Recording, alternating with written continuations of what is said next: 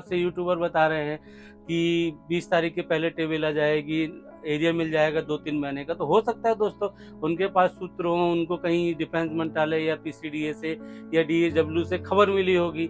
मेरे पास ऐसी कोई खबर नहीं थी दोस्तों कि जो मैं आपको फेक बता सकूं। हाँ, जो मेरा अंदाजा था तो मैंने अपना बताया। नमस्कार दोस्तों Q&A की सीरीज में आपका स्वागत है। मैं आपके पूछे गए क्वेश्चनों के आंसर दूंगा। हाँ, वीडियो के स्टार्ट में ही सॉरी बोलता हूँ कि आपकी मैं अगर क्वेश्चन नहीं पिक कर पाया हूँ। तो दोस्तों बहुत से व्यूअर के कॉमन क्वेश्चन होते हैं, तो मैं उन्हीं में से पिक करता हूँ। चलिए दोस्तों आज का वीडियो शुरू करते हैं और लेते हैं व्यूअर के फर्स्ट क्वेश्चन। तो देख सकते हैं व्यूअर क्वेश्चन है, लास्ट ईयर अक्टूबर में स्पर्श माइग्रेशन हुआ था। अभी स्पर्श पीपीओ नो डाटा अवेलेबल दिखा रहा है। तो जो ये व्यूअर हैं ये बोल रहे हैं कि जो इनका पीपीओ है अभी ये डाउनलोड करते हैं तो नो डाटा अवेलेबल दिखा रहा है। तो दोस्तों अगर ये अक्टूबर में माइग्रेशन हुए हैं, हाँ, अब प्रॉब्लम ये आ रही होगी कि इनका पीपीओ नहीं शो हो रहा है। तो दोस्तों इसके 2-3 कारण हो सकते हैं। या तो इन्होंने पीडीपी नहीं किया होगा, या फिर इनके रिकॉर्ड से इनका डाटा जो है अभी वो वेरीफाई नहीं हुआ होगा। दोस्तों ये मत सोचिए कि आप अक्टूबर में माइग्रेशन हुए तो आपको 1 साल हो गया अभी तो आपका नहीं हुआ। अभी स्पर्श में सर्वर अपडेट है। सर्वर अपडेट होने के कारण अभी बहुत सी प्रॉब्लमें जा रही है। आप ऐसा नहीं है कि आपके पीपीओ बस की है। दोस्तों मैं आगे आपको एक व्यूअर का भी क्वेश्चन है उसके मैं बताऊंगा कि प्रॉब्लम क्या हो रही है कि कुछ तो जब अपलोड कर रहे हैं तब वो रिजेक्ट हो रहे हैं। तो आप टेंशन मत लीजिए। हाँ, अभी आप वेट करना है, वेट ही कर सकते हैं, उसके सिवा कोई ऑप्शंस नहीं है कि अगर आपका पीपीओ का डाटा नहीं हो रहा है। हाँ, इसके अलावा ये कंडीशन है कि दोस्तों आपने तो जो पीपीओ वगैरह जब माइग्रेशन हुए हैं तो पीपीओ तो बनना चाहिए। तो प्रॉब्लम दोस्तों मैन इनकी रिकॉर्ड से ही होगी। तो ये व्यूअर क्वेश्चन क्लियर हो गया। अब चलते हैं नेक्स्ट व्यूअर क्वेश्चन की ओर। नेक्स्ट व्यूअर क्वेश्चन है, सर ओआरओपी टेबल के बारे में अब मामला ठंडा पड़ता नजर आता है। अगस्त मंथ भी खत्म हो गया, कब तक आने की उम्मीद है? तो जैसा आप जानते थे कि जो ओआरओपी 3 आपको पता है कि आपका ओआरओपी 3 1 जुलाई से था। अब दोस्तों प्रॉब्लम यहाँ नहीं है। प्रॉब्लम दोस्तों जो 10 जुलाई का लेटर निकला था, आपने गौर नहीं किया होगा। आपको ये बता रहे हैं कि ये मामला कोई ठंडा नहीं है। देखिए सरकार ने अपनी तरफ से तो कर रखा। मेरे अंदाजे से या मेरी उम्मीद जो है दोस्तों कि जब सरकार ने 10 नंबर के लेटर में कहा था कि 1 फाइनेंशियल ईयर, आप ये समझिए कि जब उन्होंने कहा कि हम 1 फाइनेंशियल में आपको पे करेंगे तो 1 फाइनेंशियल क्या कहलाएगा दोस्तों? आप 1 अप्रैल 2024 से 31 मार्च 2025 तक दोस्तों ये कहलाएगा फाइनेंशियल ईयर। तो इसमें मिलना है। तो आप अनुमान लगाइए कि जब उन्होंने 31 मार्च तक का टाइम पीरियड ही लिया है, उसके बाद दोस्तों दूसरी चीज है कि जो अभी कोर्ट में केस है, आप ये जानते हैं कि जो कैप्टन का केस था तो उसकी नवंबर में सुनवाई है। तो हो सकता है अब ओआरओपी 3 का केस नहीं है दोस्तों, एक जो कैप्टनों की पेंशन को लेके था। तो कोर्ट ने कहा था कि आप नवंबर तक क्लियर कीजिए, नहीं तो हम फैसला सुना देंगे पेमेंट बढ़ा के। तो दोस्तों हो सकता है, हाँ, आप एक्सपेक्टेड देन मानिए कि आपको अक्टूबर या नवंबर में ही ओआरओपी 3 आएगा। हाँ दोस्तों हो सकता है कि मैं गलत हूँ, पहले भी आ सकता है। अभी दोस्तों बहुत से यूट्यूबर बता रहे हैं कि 20 तारीख के पहले टेबल आ जाएगी, एरिया मिल जाएगा 2-3 महीने का। तो हो सकता है दोस्तों उनके पास सूत्र हो, उनको कहीं डिफेंस मंत्रालय या पीसीडीए से या डीएचडब्ल्यू से खबर मिली होगी। मेरे पास ऐसी कोई खबर नहीं थी दोस्तों कि जो मैं आपको फेक बता सकूं। हाँ, जो मेरा अंदाजा था तो मैंने अपना बताया, उन्होंने अपने सोर्सेस से बताया होगा। तो मेरे को अंदाजा ये लग रहा है कि अक्टूबर नवंबर में जब आपका डीएडीआर का एरिया भी मिलेगा तो उसी समय का टाइम पीरियड होता है, दिवाली के समय ही आपको ओआरओपी 3 की टेबल आ सकती है। तो चलिए आइए दोस्तों ये आपको क्लियर हुआ होगा। आप चलते हैं नेक्स्ट व्यूअर क्वेश्चन की ओर। व्यूअर का क्वेश्चन है, सर जी स्पर्श ऐप वर्क नहीं कर रहा है, जुलाई भी गया, कितना वेट करना पड़ेगा? तो ये जो व्यूअर है ये पूछ रहे हैं कि जो स्पर्श ऐप है अभी स्पर्श ऐप नहीं चल रहा है। तो दोस्तों अब वेट करने के सिवा कर क्या सकते हैं आप बताइए? क्योंकि देखिए आप ये जानते थे कि आपकी जो पीसीडीए की साइड है ये 1 साल से बंद है, उससे भी तो नहीं खुल रहा है।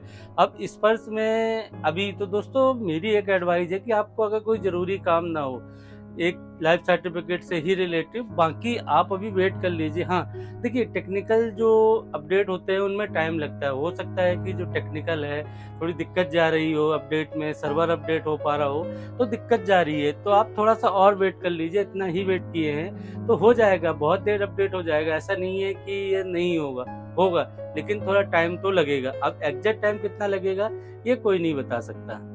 तो चलिए दोस्तों, अब चलते हैं नेक्स्ट व्यूअर क्वेश्चन की ओर। नेक्स्ट व्यूअर क्वेश्चन है, sir can we downloaded from number 16 from Sparsh. तो ये जो व्यूअर है ये पूछ रहे हैं कि जो स्पर्श से हम फॉर्म 16 डाउनलोड कर सकते हैं। तो दोस्तों देखिए, फॉर्म 16 आप जब भी डाउनलोड कर सकते हैं, क्योंकि अभी के पहले तो आ रहा था 2023 या 24, जो 24 का फाइनेंशियल ईयर था, 24 का जो फॉर्म 16 था, तो दोस्तों जिनका टीडीएस कटा है उनका ही सिर्फ फॉर्म 16 अपलोड है स्पर्श में, और जिनका टीडीएस नहीं कटा है तो उनका दोस्तों एनुअल स्टेटमेंट है। तो आप ये याद रखिए कि अगर आपका टीडीएस नहीं कटा है तो आप एनुअल स्टेटमेंट इस साल 2024 का करेंगे डाउनलोड। अगर टीडीएस कटा है तो फिर फॉर्म 16 आ सकता है, तो आप डाउनलोड कर सकते हैं। हाँ, लेकिन अगर आपका एनुअल स्टेटमेंट आएगा तो आपका फॉर्म 16 नहीं आएगा। तो आप ये कन्फ्यूजन थोड़ा दूर रखिए। तो आई होप दोस्तों ये व्यूअर का भी क्वेश्चन क्लियर हुआ। आप चलते हैं next viewer question. Next viewer question है, Sparsh name is correct but date of birth is not mention in EPFO now. I have uploaded spouse birth certificate, also send spouse birth certificate and Aadhaar card to record office. What else I do, please guide। तो ये viewer है, ये पूछ रहे हैं कि जो इनके स्पाउस मीन्स वाइफ का तो नेम सही है, अब जो इनकी डेट ऑफ बर्थ है वो नहीं सही थी, ईपीपीओ में ब्लैंक थी। अब दोस्तों ये बोल रहे हैं कि क्या मैं स्पर्श में अपलोड किया हूँ, तो मैंने बर्थ सर्टिफिकेट अपलोड किया था। तो दोस्तों मेरी इनसे बात हुई थी, मैंने मैसेज भी किया था, तो इनकी प्रॉब्लम होने के बाद इन्होंने जब किया तो ये रिजेक्ट हो गया स्पर्श से। तो दोस्तों ये तो अब अपडेट के होने के कारण हो रहा है कि सर्वर की प्रॉब्लम। हाँ दोस्तों, एक रीजन ये भी हो सकता है कि अगर स्पर्श की डेट ऑफ बर्थ ईपीपीओ में ब्लैंक है, हो सकता है कि रिकॉर्ड में कोई ईयर या सन ना हो, इसलिए स्पर्श रिजेक्ट कर रहा हो। क्यों दोस्तों, आप ये याद रखिए, स्पर्श आपको रिकॉर्ड से ही वेरीफाई करता है। जो भी आप डेट ऑफ बर्थ अपडेट करते हैं तो वो आपके रिकॉर्ड से वेरीफाई कर रहा होगा। हाँ, आप पहले एक काम कर सकते हैं दोस्तों कि अपलोड करने से पहले आप अपने रिकॉर्ड को एक लेटर लिखिए सिंपल सी चीज करके, और उनसे अपना सीट रोल मांगिए। आप लेटर लिख के उनसे ये बोल सकते हैं कि सर आप मेरा सीट रोल दीजिए जिसमें मेरे वाइफ की name, date of birth, mobile number, email ID क्या क्या दर्ज है, और उसी के अनुसार फिर आप करिए, तो फिर आपका अपलोड होगा। नहीं तो फिर दोस्तों आपको पता है कि जो आपका जिला सैनिक बोर्ड है, फिर तो आपको जिला सैनिक बोर्ड के थ्रू ही अपडेट करनी पड़ेगी अगर स्पर्श से नहीं हो रही है। कि अगर कोई भी डेट ऑफ बर्थ रिकॉर्ड में होगी तो फिर आपको स्पर्श में कुछ भी अपलोड कर लीजिए, वो रिजेक्ट ही दिखाएगा। हाँ, ये भी हो सकता है दोस्तों कि आप सही कर रहे हो, अभी स्पर्श में सर्वर की प्रॉब्लम है तो वो एक्सेप्ट ना कर रहा हो, तो थोड़ा वेट कर लीजिए। जैसा आपका रिजेक्ट हो गया फिर बाद में वेट करके फिर आप कर सकते हैं, या फिर पीसीडीए में बात कर लीजिए कि मैं अपलोड कर रहा हूँ तो क्यों, क्या कारण जा रहे हैं, तो वो आपको क्लियर हो जाएगा। तो चलते हैं दोस्तों, ये व्यूअर क्वेश्चन भी क्लियर हो गया। अब next viewer question, sir UPS scheme को 1980 वालों को क्या फायदा और नुकसान किया है, क्योंकि मेरे पिताजी हैं जो 10 साल की सर्विस की है, अभी मेरी माता फैमिली पेंशनर बेसिक 10,400 ले रही है, क्या सर पेंशन में कोई कटौती होगी या प्लीज रिप्लाई दीजिए। दोस्तों जो व्यूअर हैं ये थोड़ा सा कंफ्यूज हैं, क्योंकि एक्चुअल इनकी माता जी पेंशन ले रही हैं और इनको फौज के बारे में नहीं मालूम। तो मैं आपकी जानकारी के लिए बता दूं कि देखिए, जो पेंशन सिस्टम चलता है, एक ओपीएस है, एक एनपीएस है, और अभी एक जो आया यूपीएस। अब दोस्तों आप एक चीज याद रखिए कि जितने आर्मी में थे, जो डिफेंस में सर्विस किए हैं, पेंशन ले रहे हैं, उनको अभी ये जो ओल्ड पेंशन स्कीम है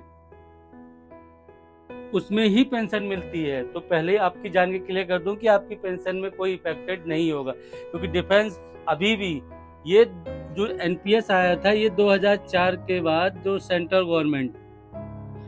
गवर्नमेंट के एम्प्लॉयर थे उनके लिए था।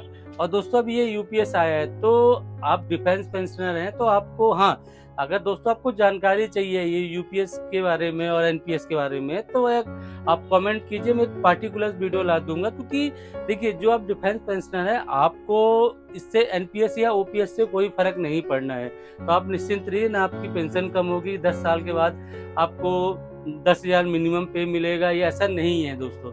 जो सेंट्रल गवर्नमेंट के होते हैं उनके लिए डिफेंस एम्प्लॉयर हैं जो भी है, तो आप ये चीज करके इंश्योर, क्योंकि डिफेंस का अभी भी वही रूल है जो पुराना चल रहा है, ओपीएस वाला। आई दोस्तों आज व्यूअर के मैं पूछे गए क्वेश्चनों के आंसर दे रहा हूँ। हाँ, कोई क्वेश्चन छूट गया है या आपके कोई क्वेश्चन है तो आप वीडियो के नीचे कमेंट्स कीजिए, मैं रिप्लाई देने की कोशिश करूंगा। मिलते हैं एक नए वीडियो। नमस्कार दोस्तों।